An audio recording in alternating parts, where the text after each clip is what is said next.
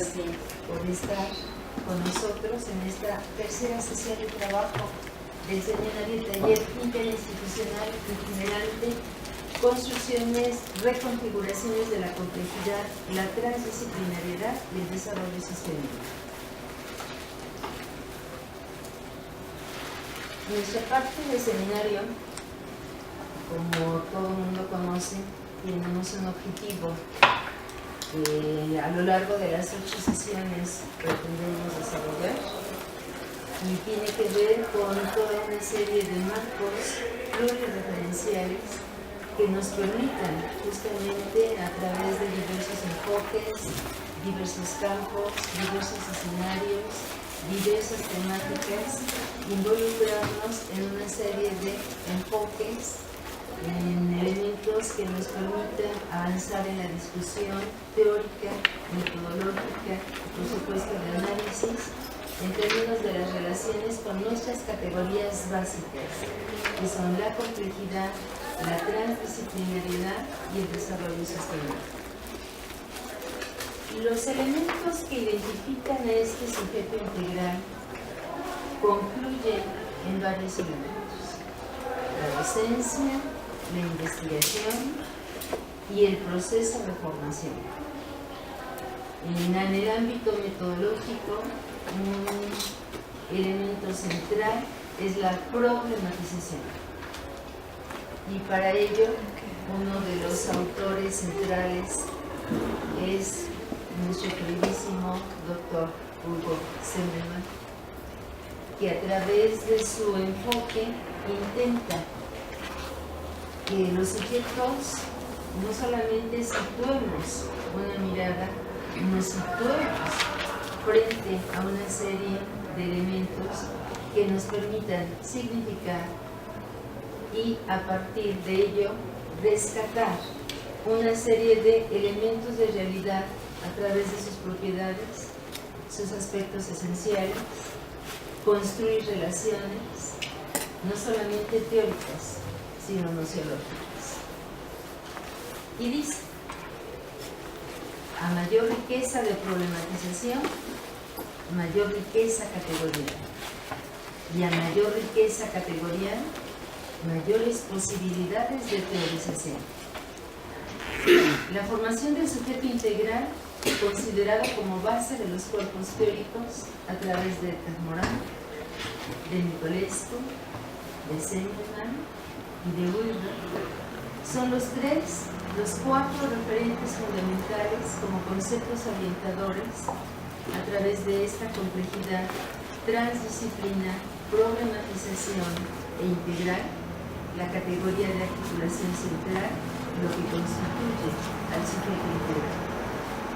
En ese sentido, nuestro invitado de honor, el doctor Filomeno Ambrís Mendoza, ha retomado y ha centrado a estos autores para el día de hoy dictarnos la conferencia Complejidad, Transdisciplinariedad Crítica e Integralidad en la definición de una racionalidad para la investigación, la formación y la docencia.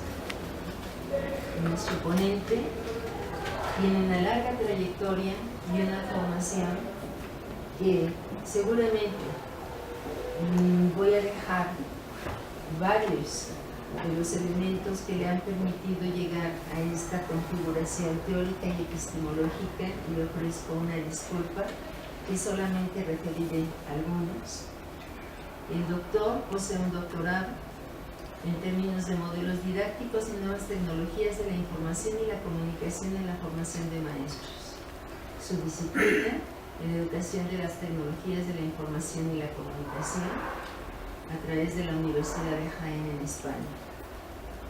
Él también tiene y posee otros estudios, un postdoctorado en desarrollo humano, el ser en educación, a través del Instituto de Posgrado y Educación Continua en Desarrollo Humano en la Institución Superior Pedagógica. Actualmente está realizando otro doctorado en formación de formadores. en la Escuela Normal Superior de Michoacán. Tiene una larga trayectoria y solamente refiero ya algunos elementos de sus funciones como tutor, como director de tesis. Realiza varios proyectos de investigación, por supuesto de obra publicada, en la cual con su presencia también en las áreas donde él se desarrolla, que son sobre todo en el ámbito curricular, es autor y dirige diseños curriculares de licenciatura, de maestría y de posgrado, como los que se anuncian allí. Forma parte como integrante del cuerpo académico formal, del cual nos honramos de que formamos parte desde hace pues, ya 3 años, de tener la red,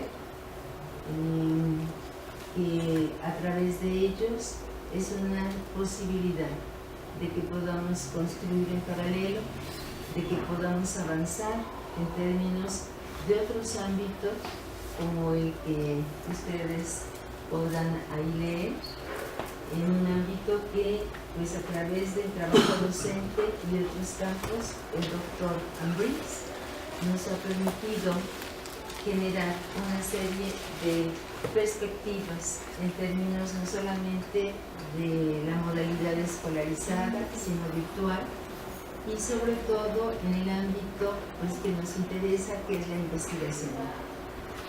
Desde hace algunos años, este espacio de seminario Horizontica, la utopía posible, en la cual pues está próximo a nuestro siguiente evento, nos ha permitido también crecer, y agradecemos a través del doctor, por supuesto, al equipo de trabajo que lo conforma, este gran equipo, a nuestro queridísimo doctor Saavedra, a quien le mandamos un abrazo y le agradecemos a las autoridades de la institución de la Escuela Normal Superior de Michoacán, que nos haya podido dar las facilidades para que el día de hoy contemos con la presencia del doctor Andrés.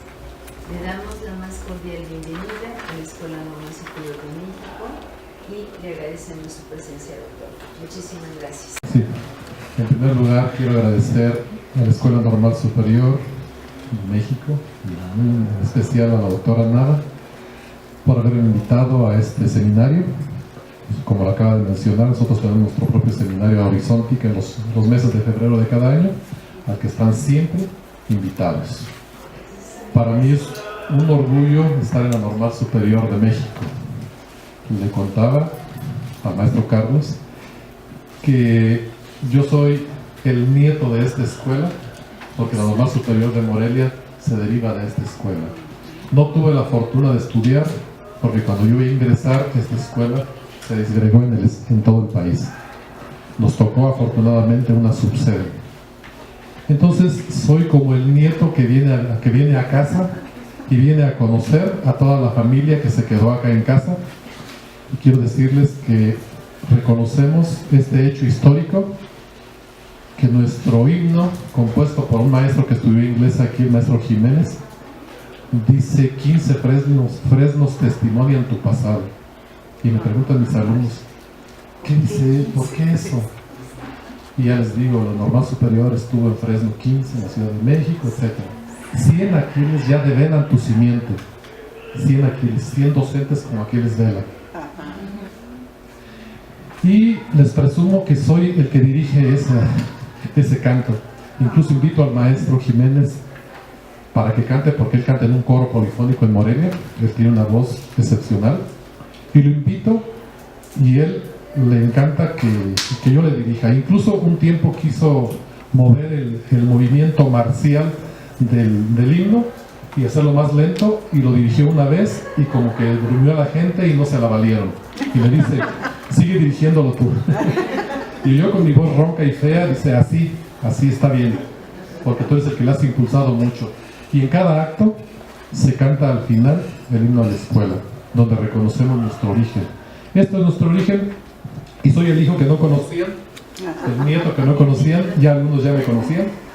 carrera de biología y, como comentaba y se vio en el currículum, también me tocó diseñar la carrera de herbolaria y fitoterapia para la Universidad Virtual y la carrera de planeación y evaluación. Cuando tenía 4 carreras, yo había diseñado 2. Ahorita tiene 6, de todos modos tengo el 30% ahí. Y con biología y herbolaria y fitoterapia, pues está uno muy al tanto de esta parte del desarrollo sustentable, desarrollo sostenible, que es una política que el tiempo que estudié la carrera fue tomando mucha fuerza. Y eso me congratula.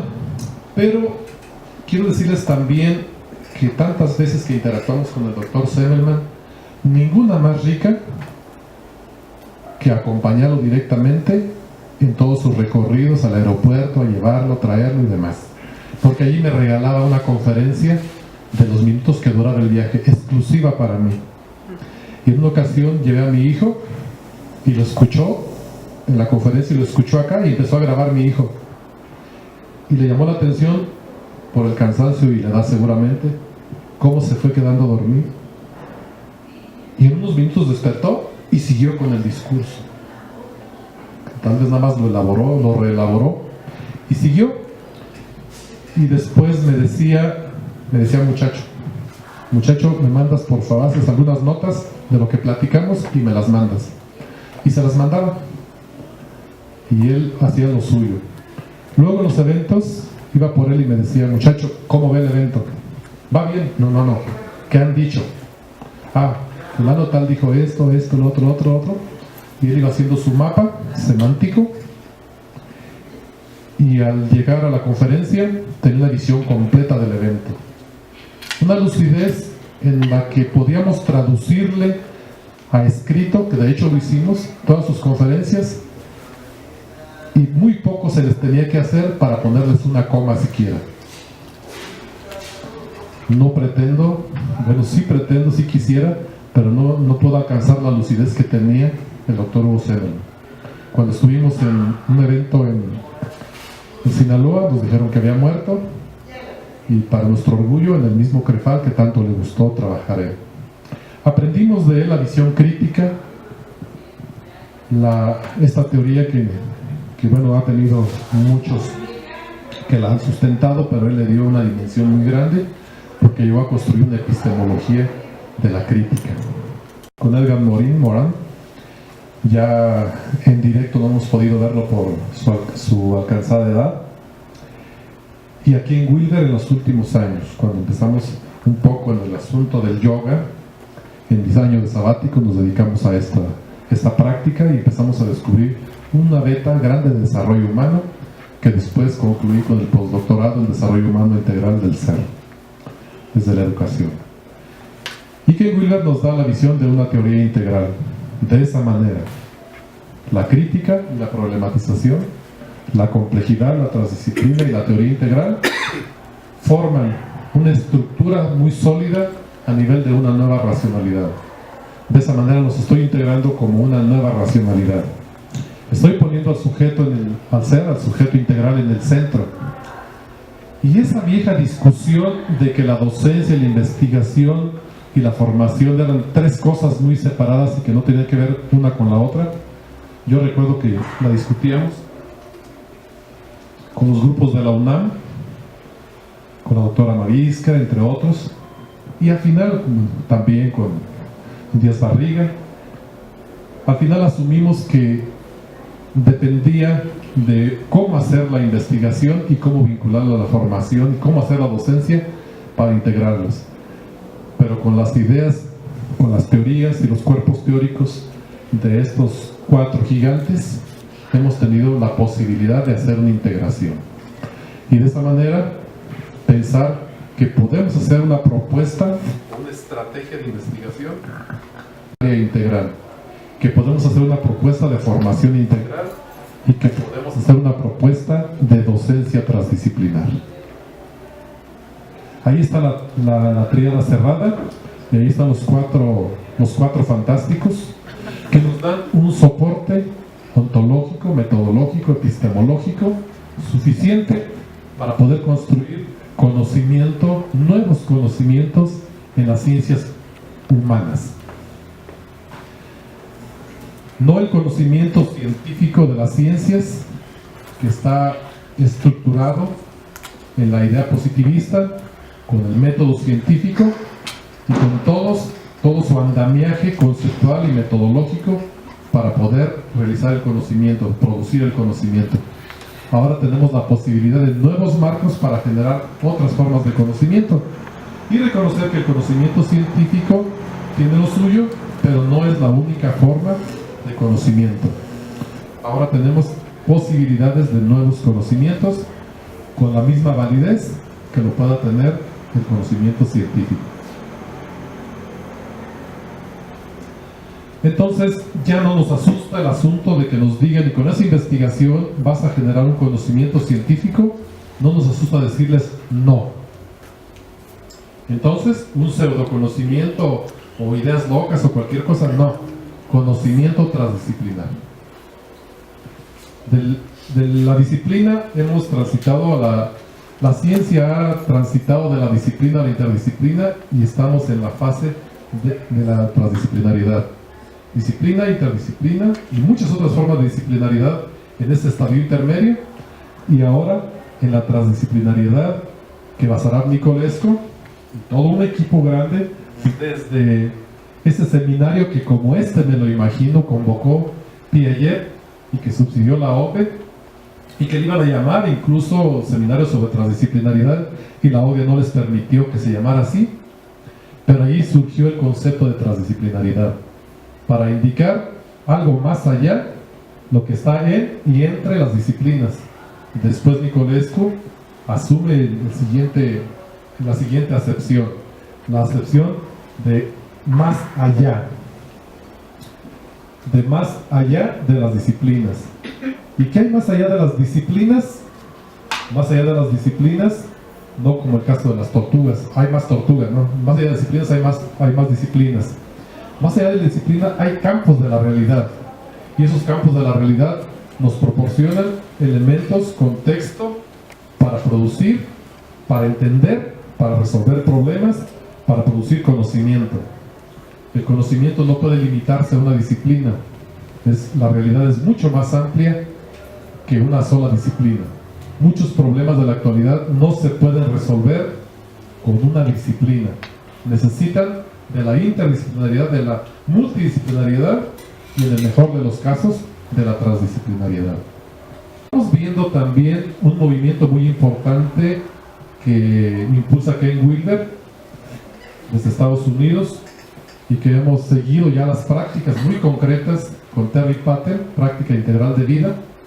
Incluso la semana pasada estaríamos trabajando en Morelia, pero por situaciones de logística no pudimos estar con él. Tenemos un seminario cada año sobre práctica integral de vida, y con este tipo de prácticas es llevar ya a la persona los aspectos esenciales de la teoría integral, y tiene todos los elementos para ser considerada como una teoría integral. Aunque esté en sus inicios, ya tiene grande impacto, y podemos ver que en diferentes campos de la realidad ya pueden escribirse con la visión de lo integral. Con esto queremos decir aquello que significa reunir, relacionar, abrazar, incluir. Son disposiciones personales, orientaciones hacia la vida. Es un mapeo integral del potencial humano. La intelectualidad está dentro del potencial humano. Las prácticas están dentro del potencial humano. Se trata del crecimiento del ser como humano. Se trata de la evolución de su propio desarrollo. Entonces, el concepto de integralidad ha sido muy poderoso para poder generar esta nueva racionalidad. Aspecto metodológico que luego a los profesores nos inquieta bastante. Sí, eso está muy bien, pero ¿cómo lo voy a hacer? En la problematización hemos encontrado una visión metodológica muy importante. Y también el pensamiento de Hugo Semmelmann se nos fue haciendo un tanto complejo desde el momento en que tuvimos contacto con él, y luego seminarios muy en lo corto con Susana Luminato, que entendía bastante bien su discurso, seminarios de muchas horas, incluso ahorita estará en prensa el libro que nos heredó, que nos dejó a la escuela, que se dio los derechos a la escuela, de epistemología crítica, y que muy pronto podrán tener en sus manos. Está en prensa ahorita. Nunca le tomamos el suficiente interés, pero ahora el doctor Saavedra se dedicó nuevamente a hacer el trabajo de editorialización y está a punto de salir. Es como esa traducción que todo mundano necesita para acercarse a Hugo Zimmermann. Es la mejor persona que hemos visto para poder interpretar su pensamiento. Y cuando ya estábamos muy atorados, le decíamos: Susana, algo por favor que me permita entender el pensamiento, el método de la problematización. Y dice: un sinónimo difuso, que es filósofa, un sinónimo difuso de problematizar es articular. Ah, bueno, entonces es diferente. Es diferente a plantear problemas, a hacer rupturas y críticas, a elevar a rango problemático. Sí, esa es la problematización desde la ciencia convencional. Pero acá problematizar lo veamos como un sinónimo difuso de articular. Y desde ese momento se constituye como una guía metodológica. Eso nos llenó de alivio. Ordenadores. Ahora, ¿qué son los conceptos ordenadores? ¿No se trata de categorías? Sí y no. Una categoría y un concepto ordenador se derivan de la teoría, cierto. Pero cuando tú lo extraes del cuerpo teórico al que está afiliado y lo separas para dar un nuevo orden de entendimiento y solución de problemas, lo estás integrando a un nuevo cuerpo. Y ese nuevo cuerpo que puedes ir perfilando puede ir deviniendo en nuevas teorías, nuevos discursos teóricos o teorizantes. Esa articulación de estos conceptos va generando nuevas categorías y con estas vas generando nuevas teorías. Entonces, ese proceso de ruptura que le identificaba el discurso zimmermanniano permitía obtener conceptos de cualquier cuerpo teórico y separarte de los compromisos epistemológicos del autor, pero utilizar responsablemente esos conceptos en una nueva dimensión. Es como de construir un edificio y tomar los materiales y hacer tu propia construcción, que como tal va a ser el mismo concepto, una casa, un edificio, etcétera, pero ahora va a ser en la visión de cómo tú estás concibiendo esa casa, ese edificio. Entonces es una analogía muy difusa de cómo lo estamos entendiendo. Lo importante es separarlo de su explicación, de su significación teórico-explicativa. Por ejemplo, me viene a la cabeza el concepto de significativo. Moreira se atrevió porque estaba recargado en Paulo Freire, y al romperlo dice aprendizaje significativo crítico, y ahí les van los principios. Lo pueden consultar en internet ese artículo. Entonces, ¿cómo obtiene el concepto de significativo? Y lo hace significativo crítico, y le da una nueva dimensión al concepto de significatividad. Es un ejemplo de cómo obtienes un concepto de un cuerpo teórico y lo utilizas en otro campo de construcción. Campo nuevo de significados, ese es el concepto ordenador. Entonces, Zimmermann nos dice que para la teoría tenemos que hacer ese tipo de trabajo, para lo cual se requiere un pensamiento abierto, un pensamiento categorial, un pensamiento epistémico. En el documento explicamos un poco a qué nos referimos con esto, pero es un pensamiento que rompe la subalternidad intelectual en la que estás anclado a una teoría, y eso cuesta mucho trabajo. Para mi caso, siempre me criticaron que tenía muy biologizado mi pensamiento, sobre todo el doctor Saavedra. Desbiologízate, Filomeno. Es parte de un tejido, pero la célula como tal es una totalidad. Pero cuando está formando parte de un tejido, tiene una nueva función y es otra nueva totalidad. El individuo en una sociedad, etc. Entonces, la categoría de totalidad que tanto trabajamos con Zimmermann es parte de un tejido, pero la célula como tal es una totalidad. Pero cuando está formando parte de un tejido, tiene una nueva función y es otra nueva totalidad. El individuo en una sociedad, etc. Entonces, la categoría de totalidad que tanto trabajamos con Zimmermann, cuando la veo como un holón, aquello que es una totalidad y una parte a la vez. Y eso viene de Ken Wilber y de otros como Glesser, del cual la fue tomando. Bien. Entonces, aprovechando metodología de problematización, que luego voy a ver al final cuando les dé la propuesta que estoy trabajando a nivel de la investigación, la articulamos con otra nueva que se llama complejización. Entonces esta metodología de la voy a aventurarme. Bueno, esta categoría de complejización que viene también del pensamiento complejo nos funciona como otro concepto ordenador metodológico, y así tenemos la tríada análisis, síntesis y complejización como un nuevo movimiento metodológico. Entonces me separo de la ciencia tradicional analítica o hipotético-deductiva, de la investigación cualitativa, que es de corte inductivo también, lo vemos con teoría fundamentada, como a partir de un discurso podemos ir construyendo teoría, y reconociendo el potencial de lo deductivo, de lo analítico y de lo sintético, tenemos que pasar a una nueva forma metodológica de construir el conocimiento. Y entonces la complejización, como tercero metodológico, nos proporciona esa posibilidad. Entonces tenemos un diálogo ahí entre análisis, síntesis y complejización, y un diálogo también entre problematización y complejización, en esta aventura de generar un conocimiento transdisciplinar que por esencia es complejo. Bien, estas son pues las premisas. Ya entrando un poquito a los cuerpos teóricos, entra uno al terreno pantanoso, entra uno a lo lodoso, ¿verdad? Y dices, ¿desde dónde voy a trabajar cada uno de los autores? Entonces, el asunto de mapearlos es una buena forma de poder ir comprendiendo una teoría, ir comprendiendo un cuerpo teórico. No puedo decir que Edgar Morin tenga una... Digo Morin porque así se escribe, ¿no? Y luego decimos que es Morán, pero no es Morán. Se pronuncia diferente, así como Morán, no sé cómo pronuncian los franceses. Por eso diré Morin.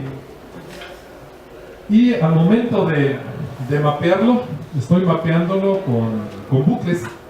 Es muy diferente, como ahorita también se ve el mapeo con líneas. El mapeo con bucles me lleva a utilizar un principio de bucles, que es un principio de complejidad.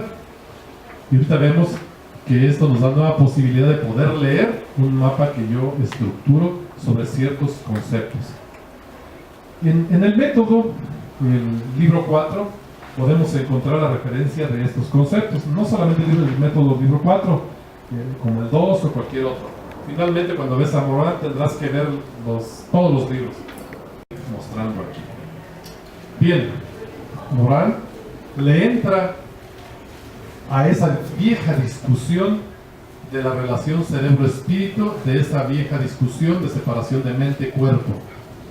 Y aquí la podemos tener, en este diagrama podemos ver al lado izquierdo, debajo de donde está la fotografía del mismo autor, la parte, digamos, corporal, acá en esta esquina, y desde donde dice mente para allá, muy expandido, podemos tener la parte mental.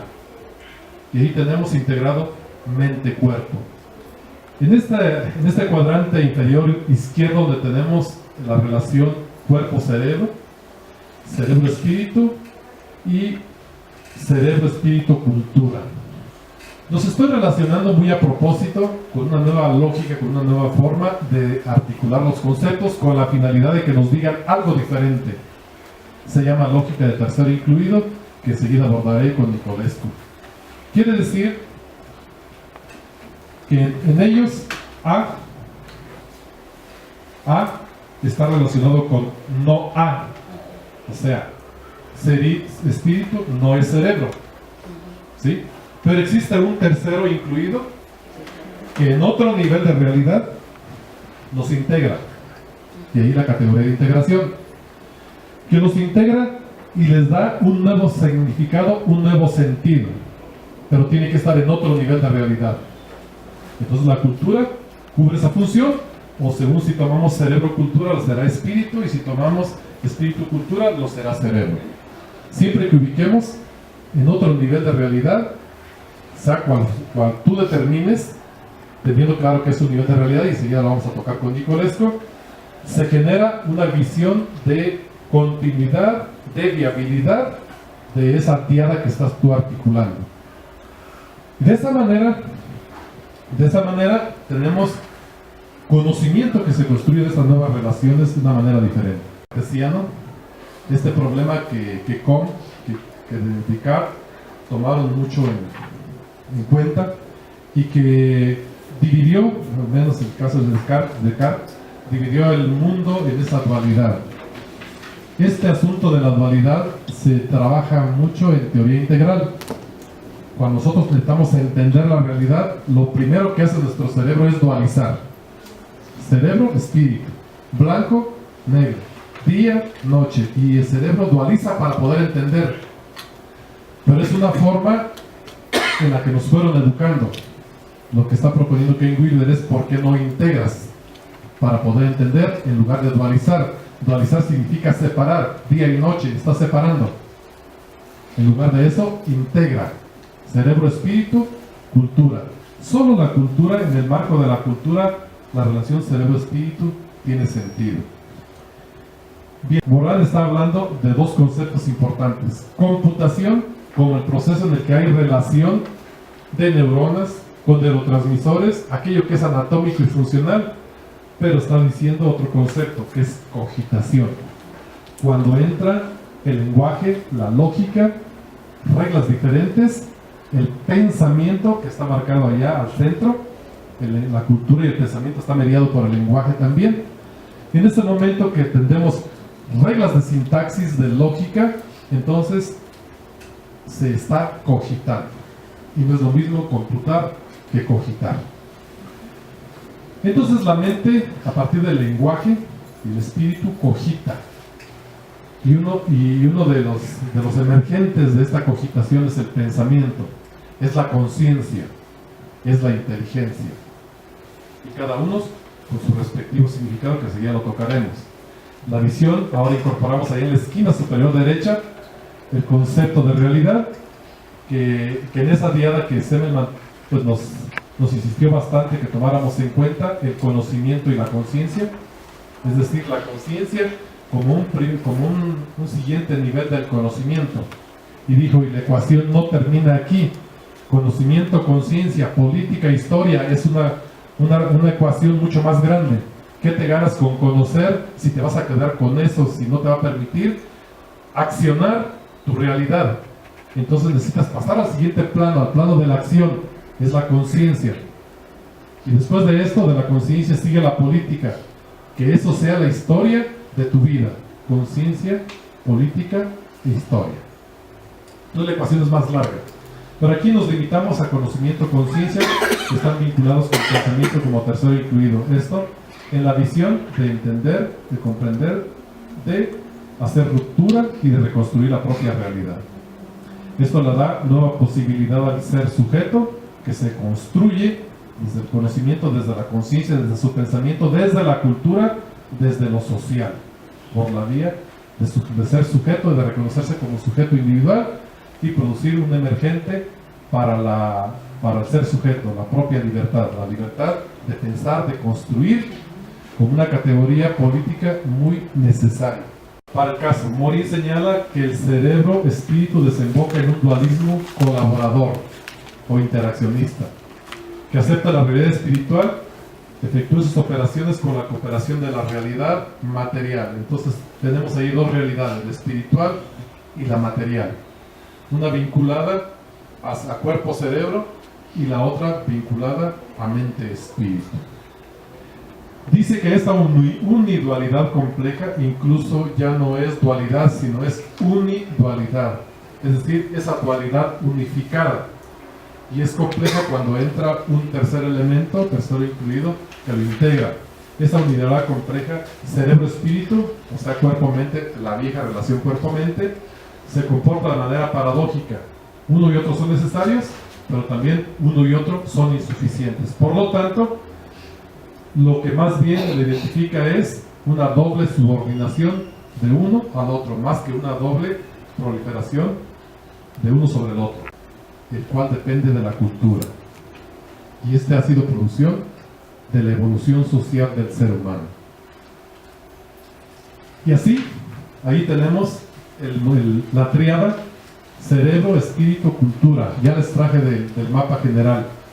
Un espíritu que concibe un cerebro que lo produce y un cerebro que produce un espíritu que lo concibe. Ahí está la doble relación. que no tiene ningún principio. Por cualquier lado puedes iniciar, por eso utilicé el principio de bucle retroactivo. Una cultura que concibe para el lado derecho, una cultura que concibe un cerebro que la produce, y un cerebro que produce una cultura que lo consigue, ¿sí? Y por otro lado, una cultura que concibe un espíritu que la produce, y un espíritu que produce una cultura que lo concibe. Ahí está el cierre de la tríada. Entonces vemos la importancia de la introducción del tercer elemento. El 96 incluye la tercera acepción para esta lógica del tercer incluido, la de niveles de realidad. Muy bien, entonces la visión integral para el sujeto en este caso requiere que el espíritu se reintegre en la fisis y la fisis en el espíritus. El espíritus en el bios y el bios en el espíritu. Y de la misma manera la incorporación del cultus en la fisis y la fisis en el cultus. El cultus en el bios y el bios en el cultus. De esta manera cerramos con otros términos, los términos latinos, la misma tríada. En definitiva, no es del cerebro ni el espíritu, es el ser sujeto, ese que estaba arriba en el mapa, el ser sujeto, el que conoce, mediante el espíritu cerebro, y entre corchetes digo yo, dentro del contexto de significados proporcionados por la cultura. ¿Sí? Ahí faltó que tomáramos algo de Morin y lo introdujéramos ahí, por eso lo puse en corchetes. Lo tomé de Morin, lo metí ahí. Entonces la cultura es el marco que provee de significados a cualquier relación cerebro-espíritu. Entonces esa vieja discusión estaba fuerte y se ha venido resolviendo, de alguna manera tendrá muchas soluciones. Seguimos con esto. Espíritu, entonces, nos vamos separando de la visión que ha sido cultivada mucho por otro tipo de instituciones como la iglesia. No es una emanación del cuerpo. Ay, mi espíritu, ya se me desprendió mi espíritu cuando morí, ¿verdad? No es un soplo divino, tampoco es una sustancia pensante. Es que con mi espíritu te digo. Dicen, no, no es eso. Es la actividad pensante la que produce la esfera espiritual. Y al menos tenemos una aproximación, digamos, no puedo decir ni más materialista, pero un poco más integral. Es la actividad pensante la que produce la esfera espiritual. Entonces, ¿querrá decir que los seres que no piensan no tienen espíritu? Bueno, no he introducido aquí toda la visión de la neurociencia, que la tenemos en el capítulo completo de problematización teórica que estamos desarrollando, pero la neurociencia ya le ha quitado el estatuto de que el pensamiento, la conciencia y el espíritu sean exclusivos del ser humano. Y como biólogo diríamos pues que en la medida, porque lo hemos visto así en el trabajo experimental, que en la medida que se va integrando el sistema nervioso, tiene capacidades de respuesta y de sentir el animal que los ha incorporado desde los nidarios en adelante, en la medida de la estructuración del sistema nervioso hasta llegar a los primates. Entonces sí tiene una relación el desarrollo del sistema nervioso con la actividad de la espiritual, con la conciencia. Por tal motivo, si hay un perro que te está mostrando el afecto, que te está mostrando que prácticamente no le hace falta hablar y que incluso ni le hace falta hablar para que entiendas lo que está diciéndote, estamos viendo la expresión de un espíritu y está tomando conciencia de la relación con su amo. Un perro nos enseña mucho, un delfín nos enseña mucho, y son cerebros que están a nivel de la estructuración muy cercana a la del humano, ¿sí? Incluso el delfín un tanto hasta más compleja luego. La conciencia entonces es la emergencia del pensamiento reflexivo del sujeto sobre sí mismo, sobre sus operaciones, sobre sus acciones. La conciencia entonces es subjetiva, pero el desdoblamiento que opera esta, permite al sujeto objetivar y tratar subjetivamente todas sus actividades psíquicas y comportamientos subjetivos. Entonces hay una relación objetividad, subjetividad, se desprende esta misma relación cerebro-espíritu. Para el caso de espíritu, subjetivación, y para el caso de cerebro, objetivación. Como veremos en Wheeler, están en diferentes cuadrantes de la propia realidad. Ampliada. Esa triada ampliada con pensamiento y con conciencia. Bien, la reintroducción computante y cogitante produce emergentes como el pensamiento, la inteligencia y la conciencia. Estaban al lado derecho del mapa. Son emergentes. La inteligencia como una cualidad anterior y exterior al mundo pensante. Quiere decir que antes del humano ya existe inteligencia. Es una aptitud para pensar, para tratar y resolver problemas en situaciones de complejidad. Como dice Morin, la inteligencia es un arte estratégico. Y el pensamiento una actividad específica del espíritu humano. Bien, el lenguaje por su parte, vemos que es el mediador entre computación y cogitación, que uno tiene que ver con la articulación de sonidos y fonemas, pero el otro ya con formulación de palabras y con la emergencia de sentidos, de proposiciones. Estamos al lado de la cogitación y en este lado de la computación, uno caracterizado con conexiones neuronales y otro con procesos de pensamiento. Entonces son diferentes, pero a la vez pues estamos vinculados también con la misma lógica, con el mismo bucle, entonces están relacionados con el tercero llamado lenguaje. Bien, el otro sistema de pensamiento que se aproxima, que de hecho ya cuando le meten por ahí las fórmulas, aunque tienen un nivel de punto 1, pues ya va perfilándose como una teoría. ¿Sí? Por aquellos que dicen, bueno, son muchas ideas que tiene este psicólogo filósofo, que le faltó penetrar en muchos campos. Al contrario, como ven ahí la imagen, le dicen el cerebro a esta persona y no por menos. Es una de las personas que tiene una amplia capacidad de conocer el pensamiento científico, filosófico, esotérico, religioso. Se metió en todos los campos y encontró que existía, que podía mapear toda esa forma de acercarse a la realidad en un tetracuadrante. Y dijo, todo esto que se ha escrito, que ha escrito la cultura, el pensamiento humano, lo podemos mapear en 4 dimensiones. Una dimensión individual interior, que se refiere al yo. ¿Sí? Y ese espacio del yo incluye las emociones, la cognición, el espíritu, los estados meditativos, etc. Todo lo que conocíamos pues como mente. El lado izquierdo es mente. Pero si eso es individual, si eso es interior, debe haber un exterior, al lado derecho. Y al lado derecho es el espacio del ello. Es exterior, pero sigue siendo individual. Y en este se encuentran las conductas, los cuerpos, las energías, los organismos, etc.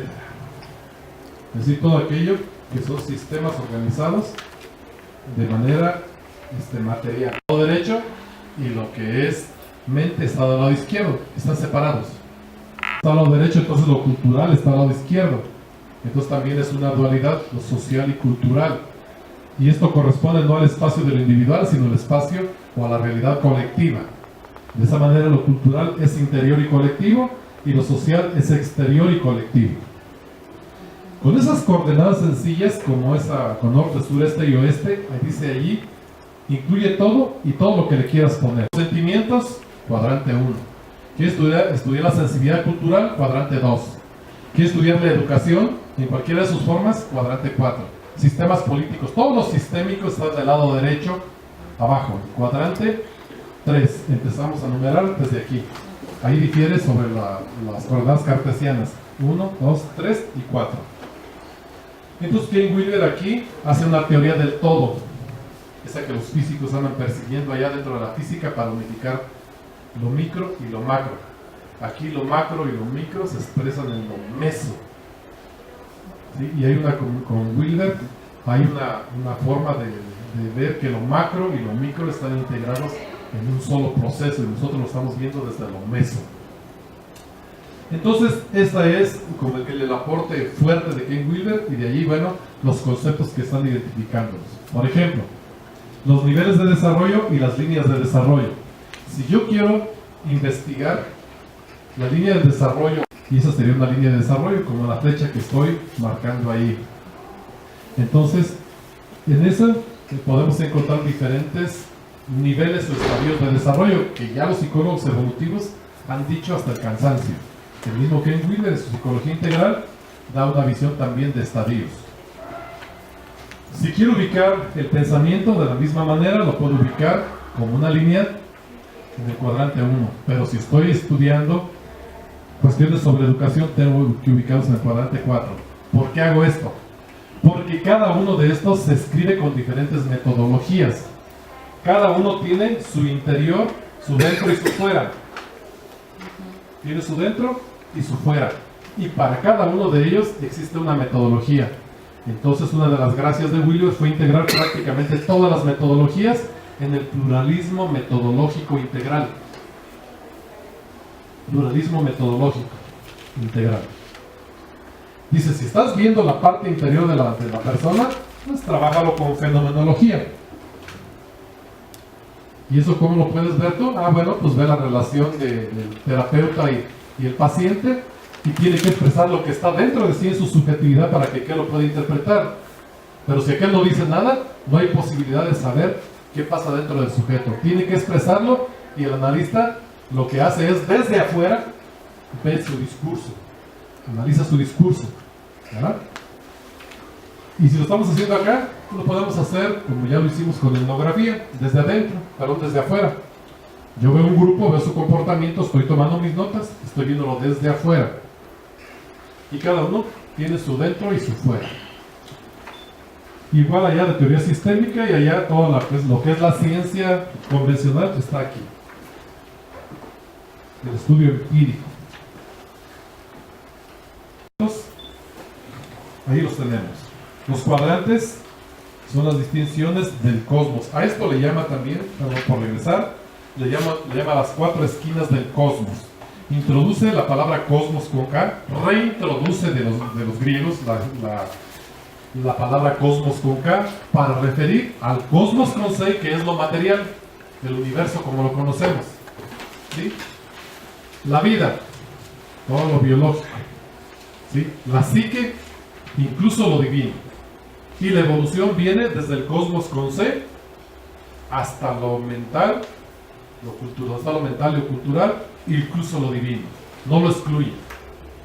De esa manera integra también el pensamiento, la producción de la teología que ha escrito sobre un tercer conocimiento. En Tres ojos del conocimiento dice que hay 3 tipos de conocimiento: sensibilia, trascendelia. En sensibilia está el conocimiento objetivo empírico, ¿sí? En trascendencia está el conocimiento trascendente, y en ese mismo está poniendo la misma matemática. Entonces, en Tres ojos del conocimiento hay 3 formas de conocimiento. No es lo mismo el sensibilia que el trascendencia. Ahí son 2. Entonces, estas 4 esquinas del cosmos, ahí puede ubicar prácticamente todo. Por eso le llaman la teoría del todo, y le han criticado por eso. ¿Cómo es que abarcas todo? A ver, ¿dónde se encuentra esto? Aquí. ¿Con cuál método? Ya se ha trabajado con estos métodos y ya está. ¿Quién ha trabajado aquí, en este cuadrante? Brown. ¿Quién ha trabajado aquí? Desde Canquín y todos los culturalistas, ¿no? Acá. Toda la ciencia positivista y todos sus autores, aquí están. Si queremos hablar de Foucault, de todos los teóricos que conocemos la corriente crítica, están aquí. Ahora, el holismo. La visión del mundo holístico, que con la ecología profunda de este cuadrante, todo lo que es desarrollo sustentable, lo que es ecología profunda, está aquí. Está hablando de sistemas ecológicos. Si queremos nosotros tener la visión solamente de la ciencia convencional, dice que no puede ufanarse en conocer todo el espectro de la realidad desde su propio método. Por eso los aspectos espirituales no le han salido bien a la ciencia. Son inefables, no puede su método alcanzarlos. Entonces el analista psicológico tiene otros métodos para poder dar cuenta de la emotividad, de la espiritualidad de la persona, y solo es una aproximación. Pero la ciencia convencional, con el método científico, no puede acceder allá. Ahora, cuando los holistas que están aquí en este campo, el holismo, toda la gran cadena del ser está aquí, se erigió como una nueva ciencia, entonces como que se infló el lado derecho. Pero Ken Wilber dice, es un holismo chato, porque todavía le falta todo el lado izquierdo de la realidad. Entonces, toda la investigación holística, si no tiene la visión integral, se nos hace un holismo chato. Y eso me llamó la atención. Si Wilber critica la ciencia y critica el mismo holismo y pretende ser integral, es decir, no te puedes parar sobre un pie ni sobre dos, tienes que gatear sobre los cuatro para ser integral. Y cuando me preguntan mis alumnos, ¿y cómo lo vamos a hacer de manera integral? Los de biología, por ejemplo, a ver maestro, yo estoy viendo nutrición, ¿cómo le voy a hacer para verlo de manera integral? Le digo, piénsalo así: comer nutritivamente, alimentarte nutritivamente, ¿sí?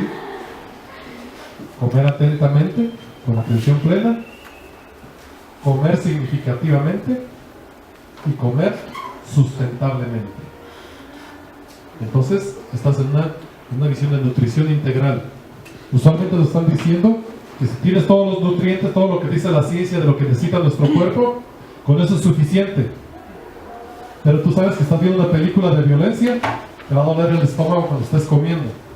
Si estás viendo la novela que están masacrando ahí a alguien, o todas las de narcos de ahora, y estás comiendo, hasta vas a soltar la comida y te va a dar asco. No puedes estar haciendo aquello, sino que estar en comunión con tu alimento. En un acto meditativo prácticamente. Hacerlo un acto meditativo con una atención plena. Y entonces tu cuerpo degusta los sabores. Los sabores van abriendo rutas metabólicas y tienes mejor posibilidad de asimilación. Si tú estás a dieta, lo has notado, porque alguno de nosotros ya se puso a dieta, y ves que todos comen en diciembre pozole, corundas y todo lo que nuestra cultura dice, y tú estás con tus lechugas y 3 gotitas de limón, te ven como bicho raro. Estás fuera de la cultura. No comes tamales, no comes frijoles, no comes todo aquello que comemos los mexicanos, chile. Eres un bicho raro. Debes comer significativamente. Comes lo que significa para tu pueblo, para tu cultura. Y no puedes, como lo hemos visto, tarde o temprano regresamos, bueno, medio tamalito, medio taquito, y ya después 5 de tripa, 2 de puche, y ya le echas pareja. Porque comes lo que come el grupo cultural al que tú perteneces. Eso es comer significativamente. Y comer sustentablemente es no hoy un bufete grandísimo con todos los nutrientes, con toda la atención y con toda la significatividad, y mañana como mendigo, mañana tortilla con sal, un día como rey y después como mendigo. No, sustentablemente. Hoy me gasto todo el dinero en una comida y mañana puros frijoles con chile. Es lo que puede sostener tu cuerpo, lo que necesita tu cuerpo, lo que significa para ti, lo que te va a dar un desarrollo energético y espiritual, y que puedas mantener como tu historia de vida. Comer sustentablemente. Podemos hacer formas de gobierno. La política integral, la política está aquí, es un sistema de gestión de la vida social. ¿Cómo hacer sustentable el modelo neoliberal? Pues metiéndole, explotando la naturaleza, explotando la fuerza humana, el sistema tecnológico, exportando capitales, generando pocos ricos y muchos pobres, y si se rebelan metiéndoles ejército, y así puedes mantener el modelo neoliberal. Pero cuando eso no es posible, se te cae, porque necesita altos insumos. Tienes que producir mucho, y le vas a meter abonos, pesticidas, y el campo no aguantó, se cae, no es sustentable. El modelo neoliberal no es sustentable. No nos vamos a preocupar porque ya estamos poniendo la semilla del cuarto movimiento. Esperemos que así sea, pero hay que sostenerlo. No basta con decirlo, entrar a la presidencia y cambiar la ley educativa y todas las leyes y demás, y hacerlo un sexenio. Hay que sostenerlo. Esto viene de acá. Esa política, para hacerla sustentable, debe prevalecer e ir impactando hasta la célula social más lejana, más profunda. Entonces la idea de sustentabilidad. Entonces, hacer las cosas de manera integral es una actitud también. Y lo podemos hacer en cualquiera de los actos de nuestra vida. Maestro, ¿y cómo doy una clase integralmente? Buena pregunta. ¿Sí? Y lo que debo mostrar ahorita yo es cómo puedo formar integralmente. Pero eso me incomodó. Vamos a sacar un modelo de ese modelo. Un modelo de la visión integral. Este modelo es el que presenté para el postdoctorado. Entonces dije, no, Wilder. La realidad es como un iceberg. Mucho está en el fondo, está el nivel del agua. Mucho está en el fondo para que sostenga un poquito, que es el emergente. Wilder, lo que tú estás diciendo es un integrismo plano. Hay que hacerlo 3D. Y cuando lo dije, luego se pusieron así el sinodal del postdoctorado. ¿Cómo? Bueno, yo no tengo ningún compromiso, no voy a violentar derechos. Estoy diciendo que estoy generando un modelo a partir del modelo de Wilder. Y que en la analogía del iceberg, sé que mucho de esto, y por herencia de Semmelman, no puedo perder la categoría de historicidad. Entonces todo lo que queda sumergido en mi historia de vida es lo sumergente. Entonces hay un plano sumergente que sostiene todo lo que emerge a nivel del agua. Cuando estoy a nivel del agua sí puedo dualizar interior, exterior, individual, colectivo y bla bla bla. Estoy dualizando. Pero cuando mi historia está sucediendo, piensen en cualquier etapa de su vida, su infancia, su niñez, su juventud, y dense cuenta que todo está integrado. Y cuando empiezan a entrarle allí con su pensamiento y sus recuerdos, empiezan a dualizar. Ay, la novia, me iba a casar con esta y me casé con la otra. La blanca, la morena. La rica, la pobre. La de no profesión, la de profesión. Y empiezan a dualizar. Entonces empezamos a hacer esto.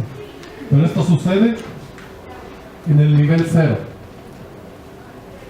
Ahí entonces aquí meto el concepto de niveles. Entonces hay un nivel emergente y un nivel sumergente. El emergente es creativo, el sumergente es histórico.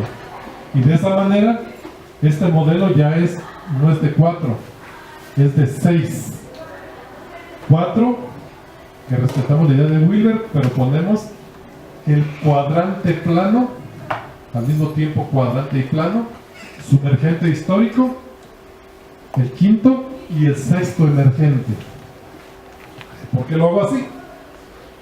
¿Sí? El plano izquierdo y derecho, que también lo dice.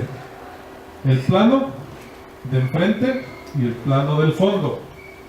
Y cada uno tiene su interior y su exterior. Pues la imagen de yo diferente. Y el plano de fondo y el plano emergente. Entonces me salieron 7 planos y me salieron 6 cuadrantes. Considerando que este plano está integrado, todo lo que cae en la historia se va integrando.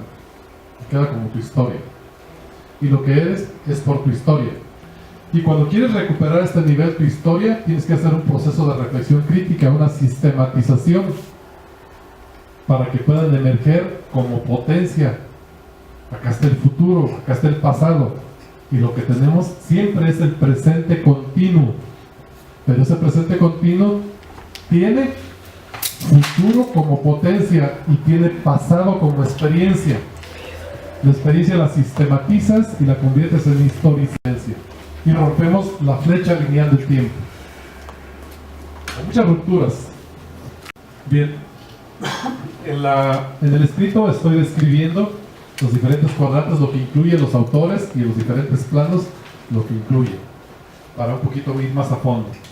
Pero quise adelantarme a esta parte porque si le debemos obediencia intelectual a cualquier autor, estamos siempre en la subalternidad intelectual y tenemos que atrevernos.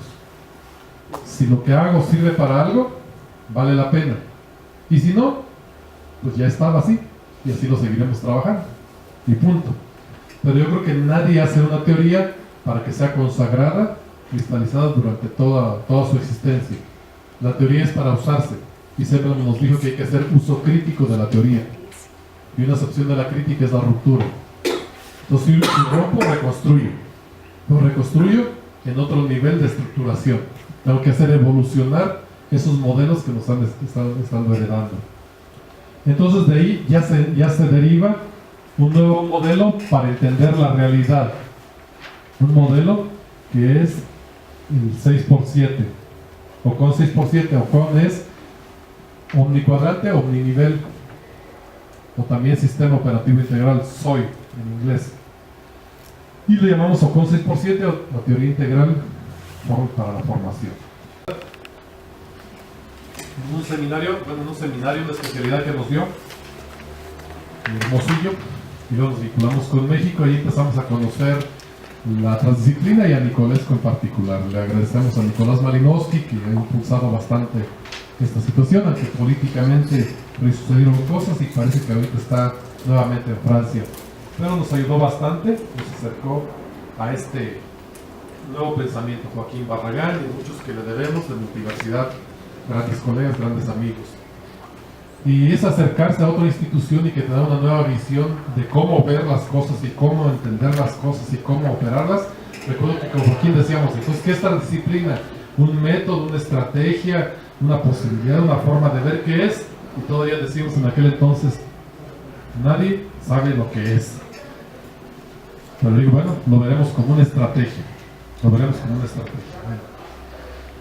Ahora nos damos cuenta que la ciencia positivista fue disciplinar y que el conocimiento lo fue fragmentando cada vez y generando muchas especialidades, pero que estas, cuando hay un problema de la realidad, son insuficientes. Y todos sabemos, por experiencia propia, que cuando tenemos un enfermo, no es un dolor de panza, es nuestro hijo, nuestro papá, nuestra mamá, es una persona integralmente que está tendida ahí y los médicos empiezan, pues que la verga